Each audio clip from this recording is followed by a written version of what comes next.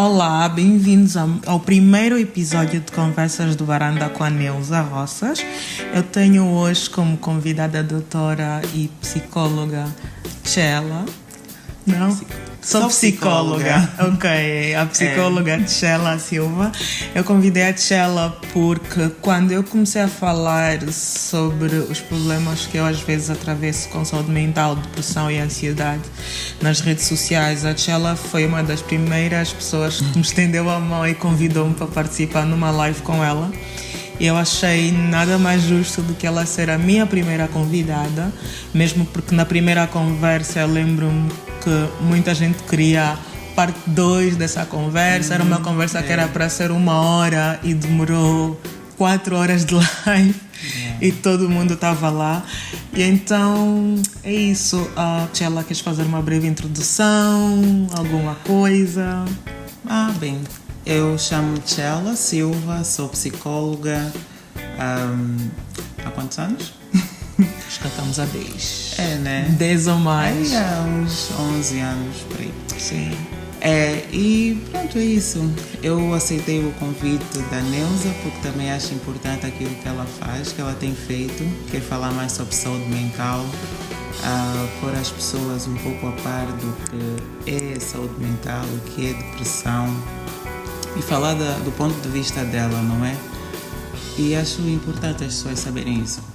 Obrigada. Só para notarmos, a Tchela não é minha terapeuta, porque nós somos amigas há muito tempo e é uma coisa que tem que se chamar sempre a atenção. Quando formos procurar profissionais no ramo da saúde, não é muito aconselhável estarmos a procurar pessoas chegadas a nós, de preferência profissionais que não conheçam exatamente o nosso background, para poderem ser o mais imparciais possíveis, certo? Certíssimo. Eu tenho alguns amigos que já contactaram para este objetivo e eu tive de explicar isso. E ainda assim, às vezes é um pouco difícil para as pessoas entenderem porque acham que por serem amigos vão poder falar à vontade, vão poder falar de tudo, mas tem toda uma questão ética por detrás disso também.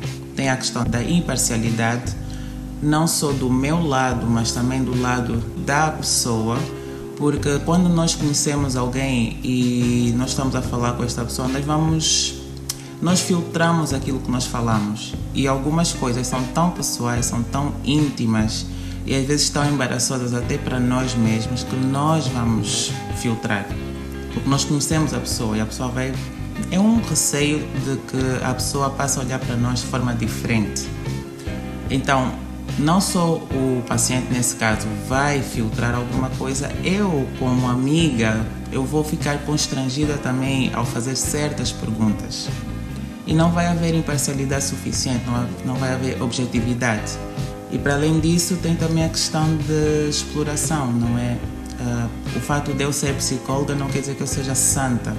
Então, eu posso muito bem usar esta amizade e esse elo terapêutico para pedir favores, por exemplo, e a outra pessoa não sentir-se à vontade o suficiente para negar, mesmo querendo negar, mesmo sendo prejudicial para ela. Sentir-se na obrigação de que tem que fazer porque estás a ajudar.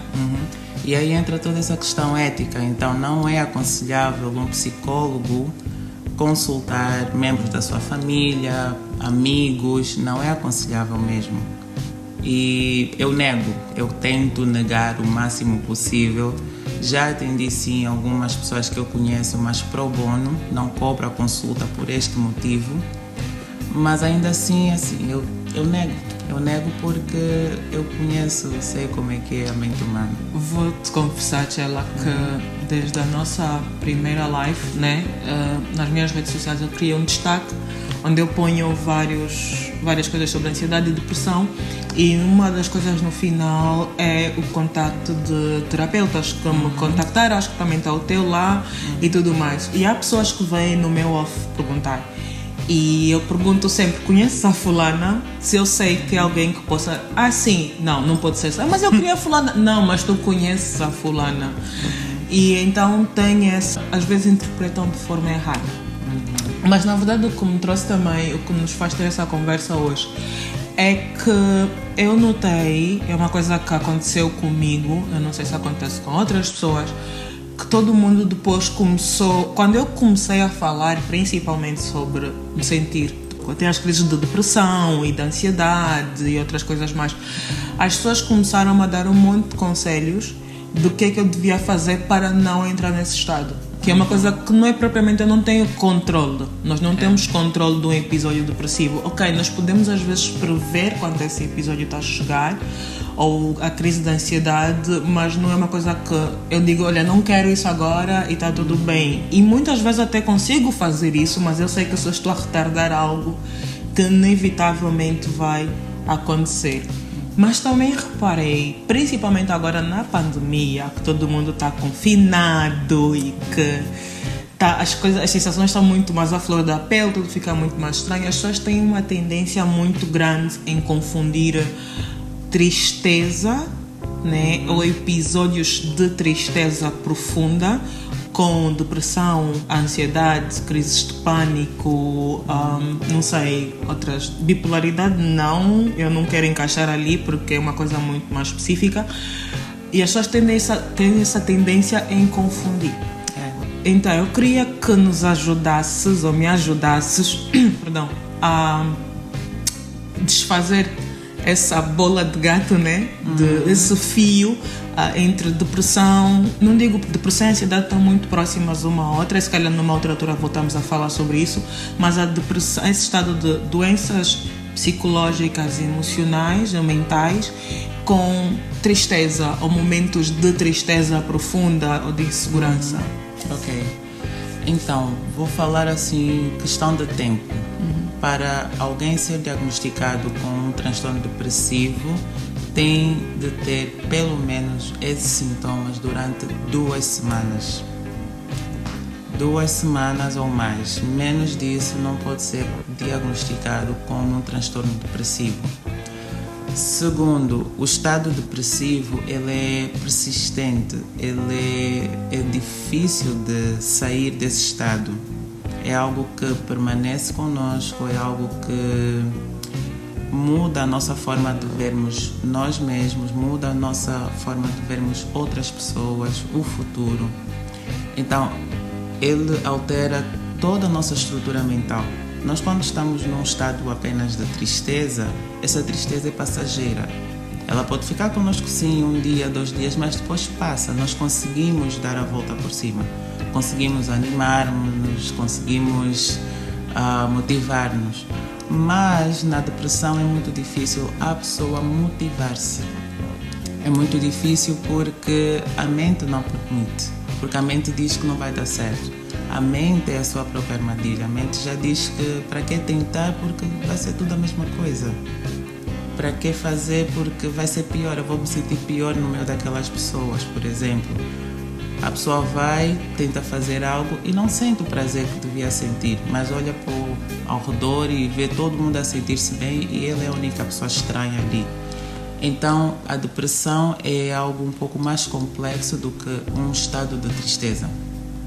Então, tem esse fator, não é? Tem o fator tempo, que tem que ter pelo menos quase todos os dias, durante 2 semanas, esse estado de tristeza profunda, uma sensação de vazio, perda de prazer nas coisas, falta de vontade de fazer as coisas, às vezes uma irritabilidade que você nem sabe porque está assim, falta de energia, algumas pessoas têm o sono alterado, o apetite alterado, e é um estado que é como se fosse uma espiral.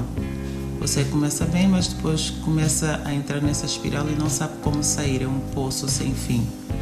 E já a tristeza não, a tristeza é passageira, a pessoa consegue motivar-se facilmente, mesmo estando num estado de tristeza profunda, mas se acontece alguma coisa, por exemplo, um pouco mais alegre, se vem uma pessoa e diz, olha, vamos fazer isso, aquilo, a pessoa consegue sair desse estado mais facilmente do que uma pessoa depressiva. Não vai conseguir a pessoa depressiva. Mesmo que venha alguém e peça, olha, vamos fazer isso, vamos fazer aquilo, e a pessoa vai sentir-se sozinha, mesmo no meio de outras pessoas, mesmo estando a fazer aquela atividade. Então, é muito mais complexo. É.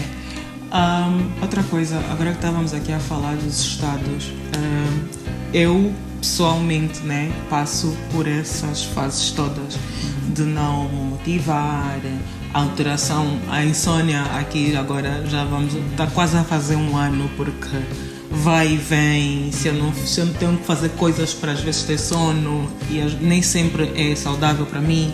Em termos de comer, quem me conhece há mais tempo sabe que eu sou muito boa de garfo, mas infelizmente agora comer às vezes também é essa coisa, é complicado para mim. Não digo que não tenho apetite, até posso ter, mas a vontade de comer não é tão grande.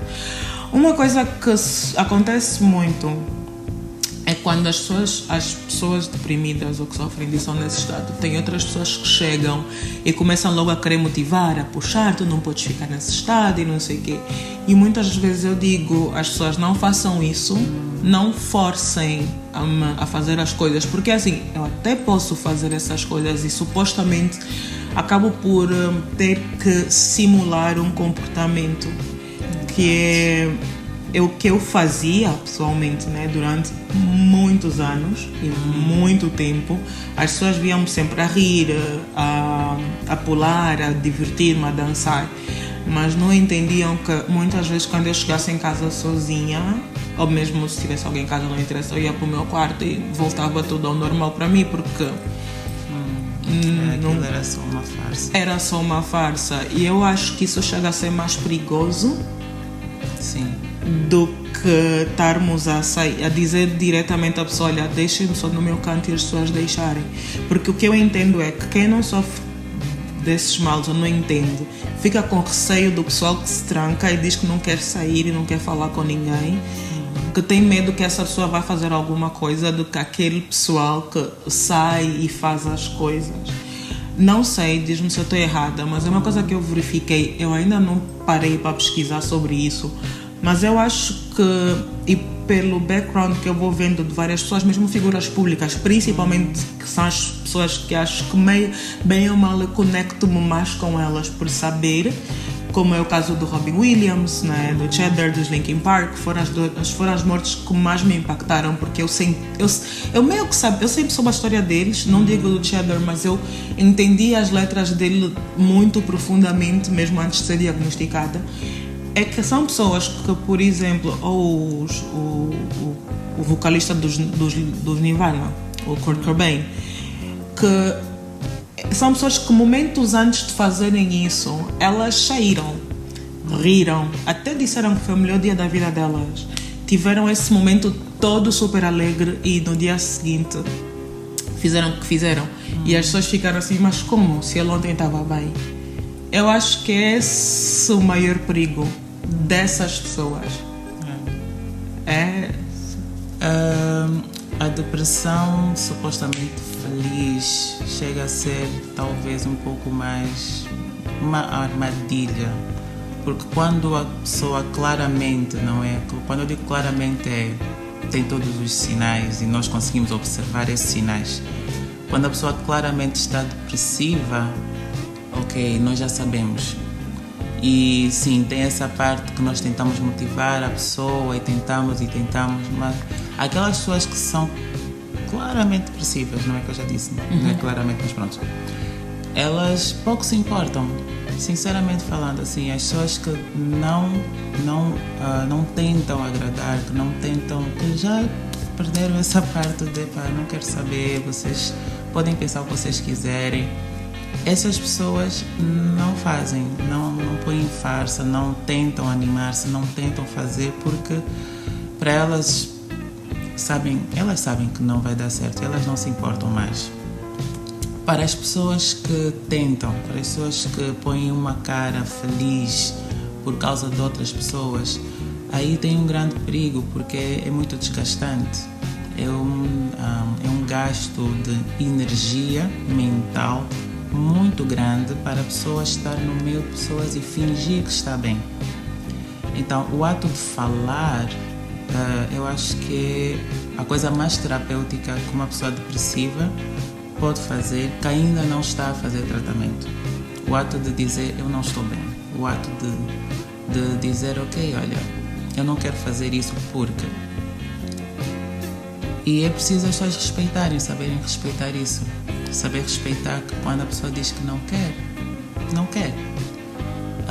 Saber respeitar que quando a pessoa diz que não está bem, nós não temos que tentar fazer a pessoa sentir-se bem. Às vezes nós só temos que ouvir a pessoa, se a pessoa quiser ser ouvida.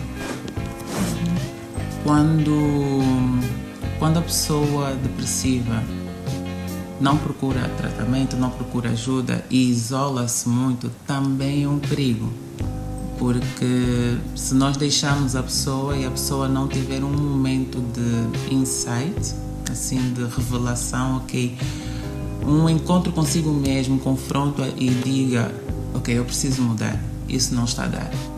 Se ela não tiver esse momento e não tiver alguém na sua vida que provoque esse momento ou que ajude a chegar a este momento, então ela pode piorar também.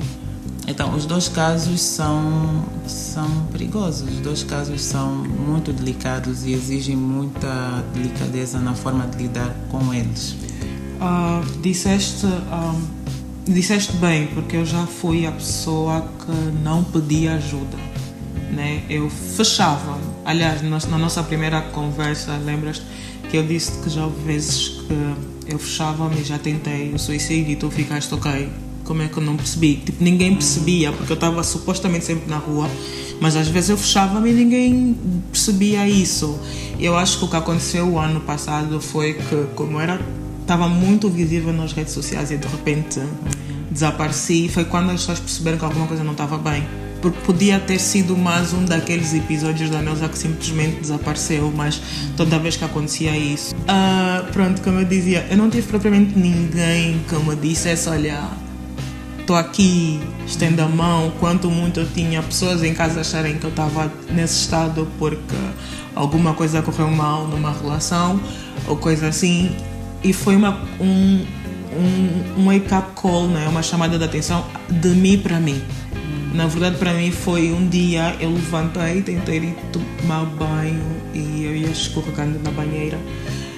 Mas não foi porque, ok, caiu o sabão, não, porque eu estava num estado tão profundo, estava tão fraca, né? Não tinha comido nem bebido água, a tensão estava muito em baixo, eu fui tomar banho, estava muito quente e eu ia desmaiar. E pode parecer parvo, mas o pensamento foi nem que se eu morrer aqui eu estou nua. E eu assim, eu não sei se eu quero que a minha mãe e a minha sobrinha me encontrem nesse estado. E acho que foi nesse momento que eu comecei a procurar ajuda. E porque eu tinha conta a trabalhar, eu pensei, bom, eu quero trabalhar, né? Então foi isso. Mas diz-me só, qual é a forma que as pessoas que estão de fora têm para poder ajudar a pessoas assim como eu, ou que sofram disso? Porque eu digo sempre que de uma maneira certa ou de uma maneira errada. No meu caso, também por uma questão de personalidade minha, pessoal, eu digo sempre às pessoas, fiquem só no vosso canto, já? Eu, se precisar, eu vou mandar mensagem, porque eu sou essa pessoa. Quando eu preciso, eu agora, hoje em dia, eu já aprendi a pedir socorro. Já me aconteceu eu ter um episódio e literalmente ligar para uma amiga e dizer, hoje eu só não vou aguentar, alguém tem que estar aqui comigo, porque senão vai acontecer alguma coisa. Mas sei que nem todo mundo tem essa capacidade. Então, será que tem alguma ferramenta, forma de essa pessoa chegar e oferecer ajuda sem necessariamente dizer, olha, eu estou aqui para te ajudar? Como é que... Eu tenho uma forma de ver as coisas e de fazer terapia diferente. Eu sou muito na base da verdade, na base do que é real. Na base do confronto com a realidade. Então, uma forma de ajudar é chegar à pessoa e dizer, olha, eu vejo-te. E é ser mesmo verdadeiro, é dizer, eu estou preocupada contigo porque eu vejo isto. O que é que se passa? O que é que está a acontecer contigo? Eu quero saber. E nós conseguimos passar essa preocupação que nós sentimos pela pessoa, para que a pessoa sinta que é uma preocupação que é verdadeira e não apenas uma pergunta banal e depois vai desaparecer. Sim, mas por exemplo, as pessoas depressivas ou com doenças mentais às vezes têm tendência em mentir um bocado. Sim. Porque, por exemplo, eu já tive N pessoas que me disseram: eu estou preocupado contigo e eu não, está tudo bem. Sim, mas nós claramente vemos que não está. Então, quando eu digo isso, é nós sermos um pouco mais pacientes com a pessoa. A pessoa diz, está tudo bem. E quando existe um confronto verdadeiro entre duas pessoas, de olho no olho, silêncio, deixar que aquilo que está escondido venha à superfície, as coisas revelam-se. Então, mesmo que a pessoa tente esconder-se, tente dizer que está tudo bem, tente dissimular ou pronto, né, escapar, nós percebemos que não está tudo bem. Então nós continuamos a insistir, mas é uma insistência que não é insistente, vamos assim dizer, que não é chata. É aquela insistência que é paciente, é cautelosa, é cuidadosa e é empática. Então é nós mostrarmos a nossa preocupação, mas sem pressão, sem fazer com que a pessoa sinta que ela tem que mudar ou que a pessoa tenha que sentir-se de uma forma diferente. Nós apenas prestarmos o nosso ouvido para a pessoa ou a nossa presença para a pessoa. Porque nem sempre nós temos que fazer a pessoa falar, mas o fato de estarmos presentes, sermos uma companhia, mesmo no silêncio, já ajuda. Então, é nós estarmos presentes de uma forma que seja funcional para a outra pessoa, não para nós. Eu acho que esse é o maior segredo. É nós pensarmos o que é que a outra pessoa precisa, não o que nós achamos que a outra pessoa precisa. Pois, é por acaso uma das coisas que eu mais não digo lutar, não comigo, porque eu acho que por sempre ser assim, né, desde muito pequenina, eu sempre ponho sempre em prioridade o que os outros querem em relação a mim, que eu entendo que, ok, aquela pessoa se calhar está precisando desse momento agora. E é uma coisa que todo mundo às vezes me pergunta: mas como é que eu posso te ajudar? Eu digo às vezes: olha, se eu estiver num estado, às vezes eu só preciso que estejas ali do canto, mesmo que eu estiver a passar pelo processo, porque, por exemplo, eu digo sempre que as minhas crises de ansiedade agora já não são tão violentas, graças a Deus, mas já houve momentos que eram muito agressivas e eu acho que a tendência das pessoas é querer abraçar ou tocar, e às vezes isso me incomoda, e eu entendo que as pessoas também não levam isso a mal.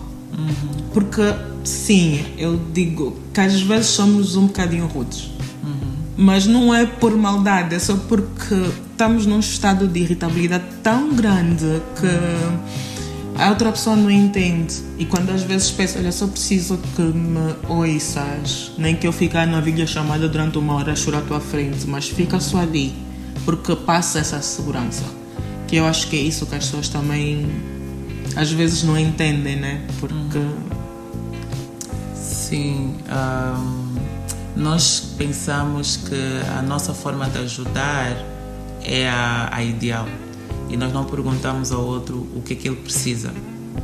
E falta muito isso, nós perguntarmos: o que é que eu posso fazer? O que é que tu queres que eu faça agora? Ou apenas fazer perguntas assim, se nós achamos que alguma coisa não está a funcionar, não está a sentir confortável, por exemplo, com esse abraço, tu queres que eu vá embora? Apenas fazer essas perguntas e dar a segurança à pessoa que ela não vai desaparecer. Se tu me disseres que tu queres que eu vá embora, ok, eu vou embora e depois amanhã volto, ligo, não te preocupes, eu não vou ficar chateado contigo. Apenas diga-me: queres que eu vá embora? Ou queres que eu fique? o que queres que eu faça? Exatamente. E está tudo bem. Sobre a depressão, mitos. Um dos mitos que eu acho que é engraçado é: se sofre de depressão quem tem problemas financeiros ou sei lá, instabilidade em casa. Não. Olha, a depressão é das coisas mais complexas que existem. A depressão tem muito a ver com o nosso propósito aqui na Terra. Tem a ver com o nosso senso de autovalorização. Tem a ver conosco, assim, se nós achamos que de repente, o que é que estamos aqui a fazer? Por que é que eu sou importante? Por que é que eu existo? Por que é que... É uma crise existencial, na verdade, a depressão. Qual é o meu objetivo na vida? Por que é que isso está a acontecer? Que é uma coisa que eu agora, principalmente o ano passado e agora esse ano, era uma das perguntas que eu sempre fazia a mim mesma. Percebi agora que eu sempre me fazia isso inconscientemente desde muito pequenina, que eu me perguntava sempre: peraí, o que é que eu tenho que estar a fazer? Qual é o meu objetivo? Qual é o meu propósito? Parece piada, mas uma criança de 5 ou 6 anos eu já me fazia esse tipo de pergunta. No meu caso, e como já falamos da outra vez, e quem não sabe, quem está a me ouvir a primeira vez, eu acho que o que fez com que eu entrasse nesse estado é o fato de ter sido abusada sexualmente muito nova e de viver num meio muito isolado. Porque eu sou filha de bolseira, a minha mãe foi estudar fora. E não estou a culpar a minha mãe, que eu sei que ela pode ouvir isso.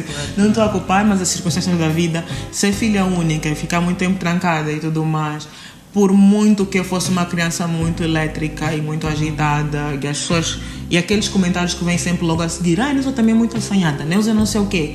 Eu acabava por começar a me retrair, porque eu achava que era isso que as pessoas esperavam de mim, né? E acabava por criar isso.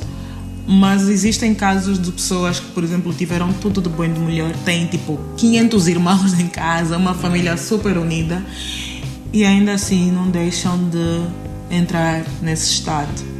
A depressão é muito particular, ela é individual a cada pessoa. Então, e tem muito a ver com os nossos valores, tem a ver com os nossos objetivos de vida, tem a ver conosco, com o que nós achamos sobre nós mesmas. Uma pessoa que tem tudo, ou que teve tudo na vida, mas que nunca teve que batalhar para ter isso, ela perde um senso de propósito. Assim, quando tudo é dado para nós não lutamos e nós não sentimos aquele fogo, aquela determinação de correr atrás, de conseguir as coisas. O trabalho é muito importante porque ele dá-nos propósito. Mas também, desculpa interromper, pode acontecer o contrário. Aquelas pessoas que não têm absolutamente nada, porque uma coisa que eu também já ouvi é: pobre não tem tempo de ter depressão. Não, claro que tem. Mas é isso que eu estou a dizer, é individual a cada um. Então, no caso de alguém que sempre foi dado tudo e nunca teve de fazer nada, pode chegar a um ponto, como não, na altura, na vida desta pessoa, que ela acha que qual é que é o propósito, porque é que eu estou aqui? Porque se tu não sentes desafios, se tu não passas por situações em que tu tens que te superar, pode chegar um momento em que tu sentes que a tua vida é muito monótona, não faz muito sentido, porque tu não fazes nada que realmente te engrandeça ou que te dê orgulho ou que te... Mas lá está, depende da trajetória de cada um. Porque uma pessoa que sempre teve tudo, mas que também sempre fez muita coisa boa, sempre teve desafios, sempre buscou desafios, sempre teve objetivos de vida. Ok, ótimo. Mas uma pessoa que não, e que sempre esperou que lhe fossem dadas coisas, pode chegar ao ponto de desenvolver uma depressão. Uma pessoa que sempre teve que lutar por tudo na vida também pode chegar a esse ponto, porque é que eu sofro tanto? Porque que a minha vida é assim? Porque que sou eu que sou assim? E nós temos essa tendência, né? Na depressão nós achamos que somos os únicos a passar por essa coisa. Sim, é uma coisa que eu também reparei. Eu comecei a receber um monte de mensagens de pessoas a dizer: eu pensei que eu era a única. Tipo, não, tu não estás sozinha. E de várias idades. Sobre idades. Mito: criança não tem depressão. Criança pode desenvolver depressão, sim. Porque... lá está, ela até pode ter uma maturidade mental, assim, subdesenvolvida, mas não para de sentir e não para de fazer conexões ou associações sobre a vida, sobre ela mesma. Então, a criança pode desenvolver depressão, só que pode não ser tão visível, tão fácil de diagnosticar. Porque a criança, ela ainda não é tão autônoma como um adulto. Então a criança, para fazer as coisas, para ter as coisas, muitas vezes os pais fazem por ela, ajudam a fazer. e pronto. Perde-se, né? Depois cresce e torna-se o adulto depressivo, né? No dias 2, é isso que acontece. Pode ser. Não é tão raro criança ser depressiva, a não ser que a vida dessa criança tenha sido mesmo um horror. Não é tão raro, mas pode acontecer. Pois. Porque eu reparo, no meu caso, eu acho que eu não me apercebia até eu começar a falar com as terapeutas, tanto a primeira vez como agora, e fazer aquele retrocesso todo e perceber que, ok, já naquela altura eu tinha assim episódios, mas não se notava, ninguém reparava, e eu, que todo mundo que vive à minha volta e que me conhece desde muito tempo, ainda diz, não parecia, sim, eu já era. Ou então eu olhar para a foto, há fotos hoje em dia que são super fofinhas minhas, muito bonitas, e eu consegui dizer, ok, nesse exato momento eu estava a sentir-me assim, né? Também outro mito é que só os adolescentes sofrem ou os idosos sofrem. Ou que se estiveres na adolescência podes ter a vida toda, ou que, né? Porque há pessoas que dizem que a depressão não tem cura. Eu acho o contrário, eu acho que a depressão tem cura, mas vamos dizer assim, é mais fácil dizer que a depressão tem tratamento, porque a cura ela só vem quando você aceita a realidade, você aceita que você vai ter momentos depressivos, mas que isso não te define. Você aceita, você entende o que é depressão e como ela funciona para ti, o que você precisa fazer para não voltar a entrar numa depressão.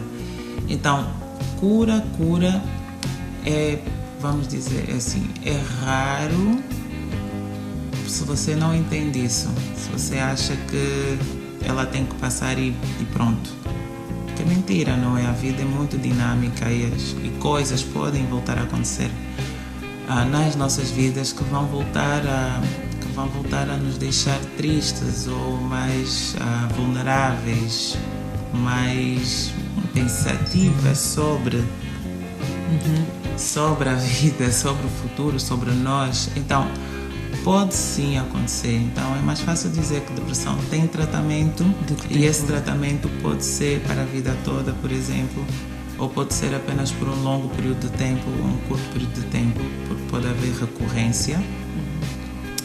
Mas eu não sou daquelas pessoas que diz que depressão, uma vez deprimida, sempre vais voltar a ter. Não, isso é mentira. Ok. A ansiedade? A mesma coisa. Ok. O que eu sei é que uma vez algo aprendido pelo nosso cérebro sempre fica lá. Sim. Imagina que é como uma árvore, não é? Nós temos redes neuronais. Então, quanto mais profunda for a depressão, mais expansiva é esta rede. Quando nós começamos a nos tratar, nós começamos a cortar os ramos dessa rede. E pronto, né? Ela vai ficando mais pequena, mais pequena e mais pequena. Mas não quer dizer que não fica um traço lá, porque o cérebro já aprendeu o que é isso. O cérebro já associou, quando eu estou nesse estado, isso também acontece ou pode acontecer.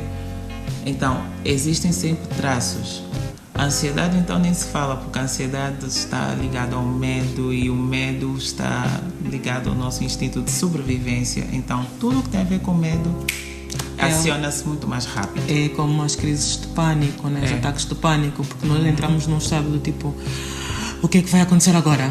Né? E eu tenho que me proteger disso. É isso. A minha terapeuta, por acaso, a Dudis, disse uma vez, numa das sessões, ela disse-me assim, Neuza, é o seguinte, tu vais ser sempre esta pessoa, com depressão, com ansiedade e tudo mais. Mas a diferença é que agora eu já sabes quando é que ela está para vir e tu já sabes, tipo, meio que tenho as ferramentas para decidir como lidar com isso, se eu vou ficar ou não vou ficar. Há 2 semanas ou 3, na semana do Natal, logo depois de ter finalizado mais um projeto. Aliás, antes de finalizar o projeto, eu já estava a começar a entrar nesse estado. De novo, porque eu estava cansada, eu estava triste, eu estava a entrar. Só que eu fui retardando esse processo, porque eu tinha coisas para fazer. Eu disse, não, agora não. Eu dizia sempre para mim mesmo, agora não, agora não, agora não.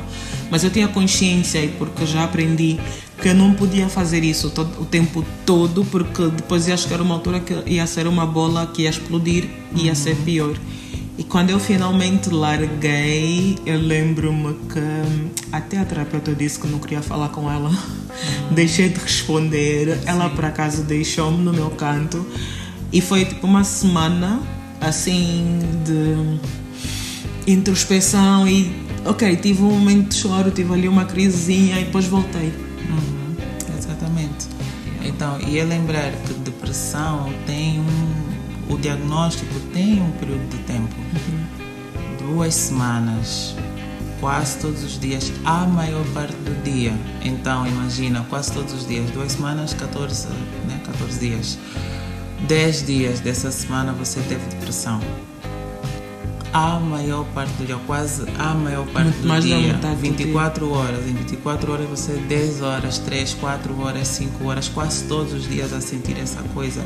Claro que você vai ficar num estado depressivo. E a mente altera, não é? Porque é algo que você não consegue sair disso. Então, espiral. Então tem esse tempo para se fazer o diagnóstico.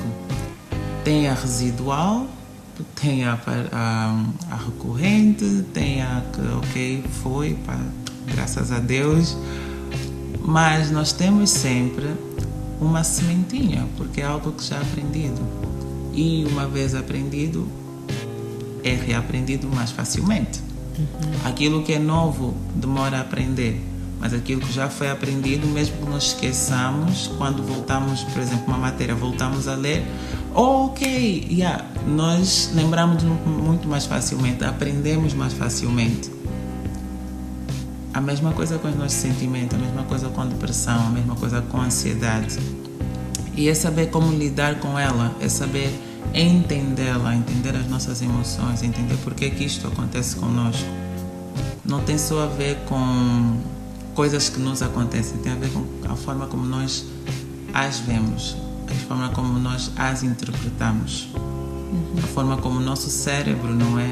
Infelizmente, a nossa mente funciona sozinha, nós não temos controle da nossa mente, os nossos pensamentos vêm e vieram, nós não temos como controlar. Mas é saber isso, como é que a nossa mente funciona. E nós estarmos atentas, desenvolvermos essa metacognição, esse olhar mais interno. O autoconhecimento. O autoconhecimento, e tem uma cena chamada Eu Observador. Observarmos a nossa própria experiência. O que é que eu estou a pensar, o que é que eu estou a sentir. E percebermos que o que eu estou a pensar não me define. A minha mente é assim que ela funciona. Uma das coisas que eu sei que é muito importante é o seio familiar, principalmente. Como é qual é o conselho, o que é que tu podes dizer para as famílias que têm um membro que lida com isso, como é que elas podem ajudar essa pessoa? Porque eu vou ser sincera, e a minha família, eu sei que vai ouvir isso, eu sempre fui a desligada da família, a que fica super afastada. E quando eu comecei a falar, ok, eles claro que ligaram, e ligam até agora. Mas eu continuo a não ser a pessoa mais ligada, a não aparecer em evento nenhum. E eu sei que também às vezes é chato estar a explicar isso aos parentes e eles nem todo mundo entende. Como é que... Aí é saber respeitar a individualidade de cada pessoa. Cada família, assim, numa família de 5 pessoas, as 5 pessoas são diferentes. Estão ligadas, sim, estão conectadas por laços de sangue e pela história que têm juntas, mas ainda assim são pessoas com seus próprios desejos, medos, inseguranças, interesses e por aí fora. Forma de ser. E é saber respeitar isso. Cada família deve a mesma coisa que um amigo, por exemplo, não é? Alguém que quer ajudar uma pessoa, uma outra amiga, um amigo que está depressivo. A família tem que aprender da mesma forma e aprender a fazer as perguntas: como é que eu posso ajudar? O que é que tu queres que eu faça agora? Aprender a deixar a pessoa no seu espaço, aprender a conhecer a pessoa, porque nós achamos que conhecemos a pessoa e fazemos julgamentos muito rápido. Julgamos muito e pegamos naquilo que é a nossa forma de ser e achamos que o outro devia ser assim. E aí vamos cobrar. Mas é aprender que não. Nós temos que aprender a conhecer a pessoa pelo que ela é, como ela é. E só aprendemos fazendo perguntas mesmo. Nem sempre aquilo que nós vemos é o real. Temos que perguntar o que é que a pessoa sente, o que vai dentro. Tentar realmente, porque é o que eu disse e eu digo sempre nas minhas redes sociais, aprendam a ouvir realmente a pessoa, né? Porque muitas vezes nós passamos uma mensagem e as pessoas interpretam tudo de uma outra maneira e não param para perceber que a pessoa, o que é que ela realmente está a dizer. Porque às vezes a forma mais simples de falar, que é uma coisa que eu reparo muito, as pessoas depressivas, com problemas de saúde mental, são muito claras e objetivas naquilo que elas estão a dizer. Nós não temos a dizer que sim é não e não é sim não, a coisa é assim. Né? E as pessoas estão sempre habituadas a isso e não querem ouvir porque estão mais preocupadas em ouvir o que elas acham que é o certo para nós. Tchela, obrigada pela conversa. Sim. Que foi muito boa. Eu sei que nos esclareceu tudo que tem que cobrir, mas eu acho que numa primeira fase é perfeito, né? Porque dá as bases, o mínimo para tanto quem sofre ou quem tem medo.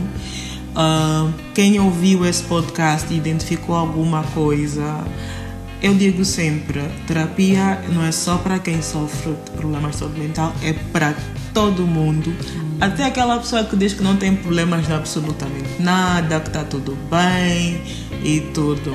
Uma coisa que eu ouço muito é: eu tenho medo. Eu digo sempre, vai com medo mesmo, né? Diz-me se eu estou errada, mas eu acho que não.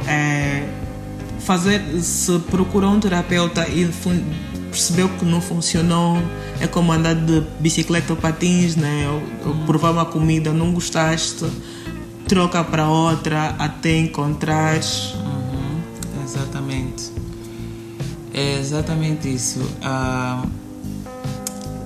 Uma coisa que precisam perceber sobre psicologia ou psicoterapia é que existem várias, vamos assim dizer, ramificações. Existe a terapia cognitivo-comportamental, a psicanálise, a terapia de aceitação e compromisso. Assim, existem várias formas de abordar a saúde mental, transtorno mental.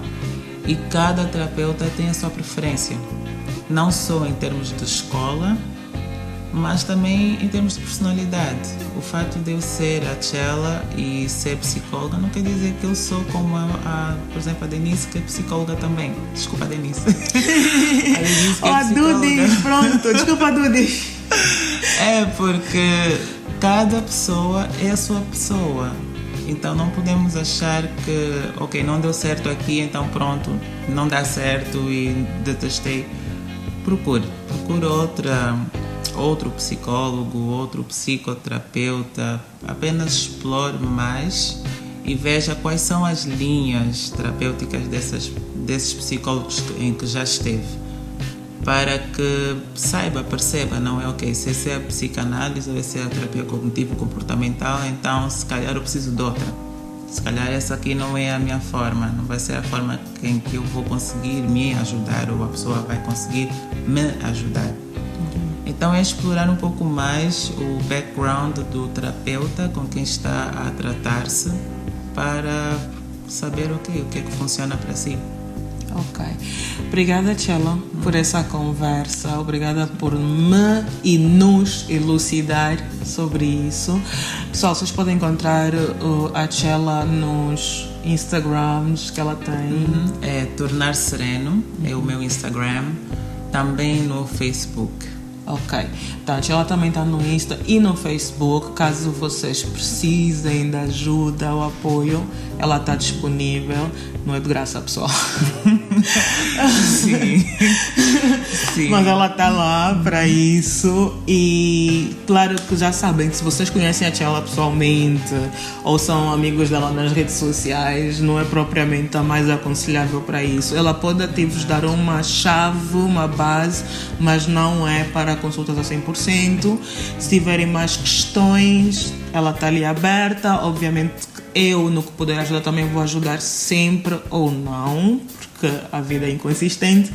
E é isso. Espero que gostaram deste episódio. Um bom dia, boa tarde, boa noite para quem estiver a ouvir e até já!